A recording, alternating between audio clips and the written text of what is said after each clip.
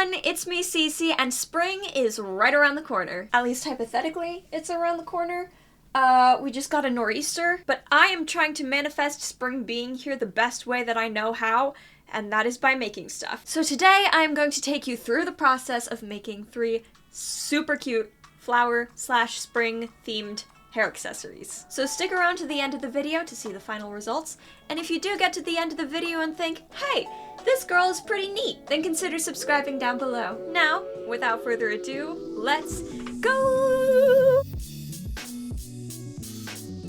First idea is like this sunflower headband thing. It seems pretty straightforward, basically just a bunch of sunflower granny squares all sewn together and put into like a little bandana headscarf thing. So that's the big project for the day, but I also had a couple of smaller flowers and bows and butterflies that I also wanted to try out. I'm gonna start with the sunflower ones because I feel like I'm gonna have to make a bunch of those and I'm gonna need breaks in between. I went yarn shopping the other day and I made the mistake, or possibly very good decision, of buying some incredibly fine yarn. Like, come on, it's 100% cotton, and I wanted finer yarn so that it could look prettier. That being said, this is incredibly difficult to work with. I was going for a cotton yarn because I wanted something that would hold its shape enough for when I started making the flowers, but I also wanted it to have a little bit of flow for my bandana project. So I decided to compromise and go for some thin gauge cotton yarn. So for this, I am starting with a magic circle, and the way that I make magic circles is I take my 2 fingers like this and I make a little X looping all the way around my 2 fingers. Slip my hook between the 2 fingers, pull up a loop, and then just chain 1 to solidify it. That's it. There it is. And then to start the sunflower, I'm gonna do 12 single crochets. Or maybe I should do 8. I'm gonna try 8. So I'm doing 8 single crochets and slip stitching into the first stitch to finish it off. Now for the second row, I am going to do another row of single crochets, but I'm going to increase 1 in every stitch. And then as always, to finish off, we're just going to do a slip stitch into our first stitch. So now we are going to do a little something called I actually don't know if it's called a bubble stitch. We're going to repeat the same thing into the next stitch. Yarn over, pull up a loop, yarn over, pull up a loop, yarn over, pull up a loop, pull through all of those, and stitch. And you just repeat that into every stitch.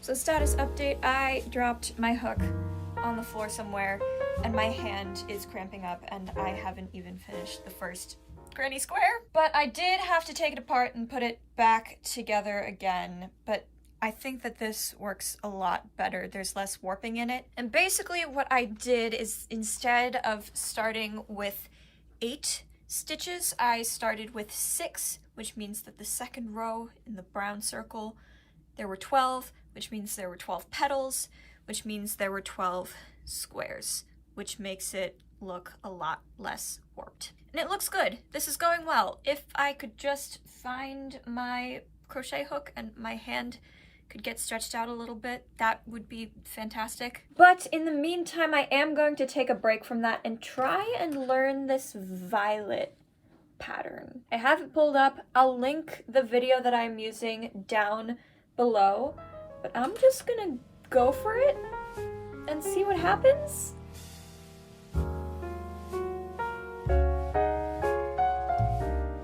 So my cat has taken over my desk.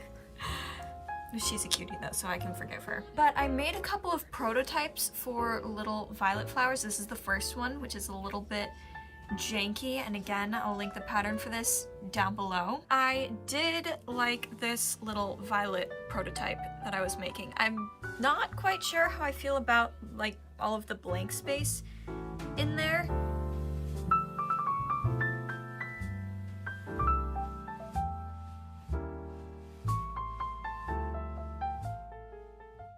Coming up, Julie. There we go. Julie, you're taking up the whole frame. Anyway, I was going to try and postpone this video for a couple of weeks, but last night I went to go and get a haircut from like an actual hairdresser for the first time in probably a year or so, and I gave them this reference picture, and this is what I got. Cuts for dramatic hair floofing. And somehow I find myself back with the same annoying haircut that I've had for years and I've been trying to grow out for years, and just for some reason people keep on cutting it back at this length. So I'm a little salty about that. No, I'm very salty actually. I'm like ridiculously salty because it's just not. So suddenly I'm feeling very motivated to make hair accessories to try and get anywhere close to the vibes that I wanted with what I've got now. To my hairstylist's credit, I do think that it will eventually grow out to the reference picture with a little bit of trimming in the back because the layers in the back are like, it's a lot. So today I am going to spend the day being ridiculously salty and making cool shit to distract myself.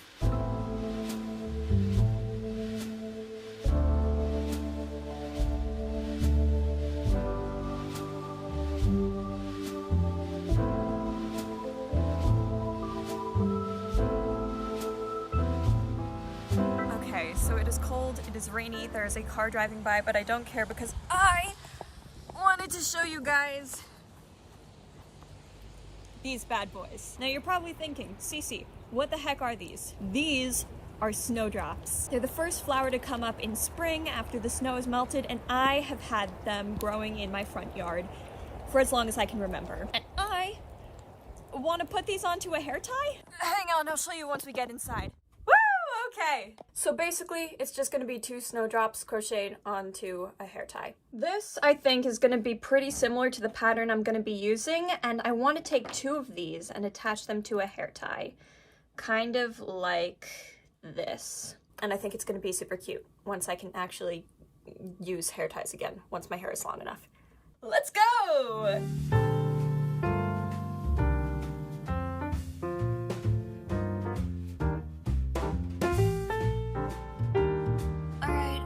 Tired, but in good news, I finished all of the little pieces for my bandana! So I'm gonna attach that all together.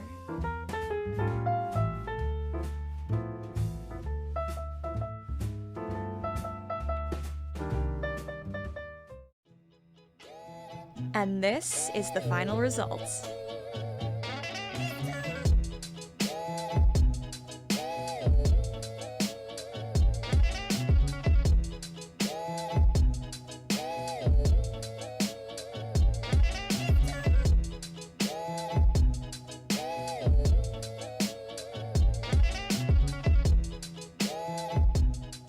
So that's it.